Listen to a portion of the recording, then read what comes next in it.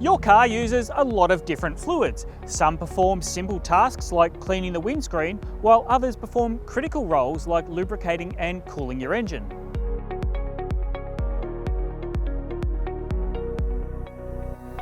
Checking your car's fluids doesn't require any tools or specialist knowledge. At most, you'll need a clean cloth and a little know-how. Before you open the bonnet, make sure your car's engine is cool and that the car is parked on flat ground with the handbrake on tight and the ignition switched off. In the case of engine oil, it's best to check levels when the engine is cold to make sure it's had time to settle in the sump.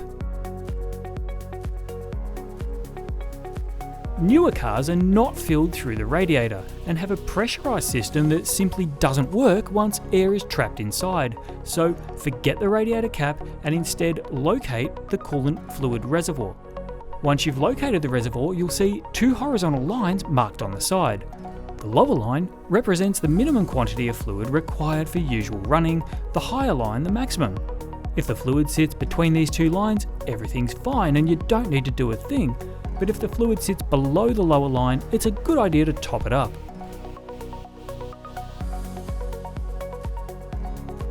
Oil cools and lubricates your engine, so you want to make sure that the levels are just right. Find the engine oil dipstick, remove it from its sheath and wipe the oil gathered with a clean cloth. Once cleaned, you'll see a low and high level line. We'll come back to this in a second. Next, reinsert the dipstick until it seats and repeat the process.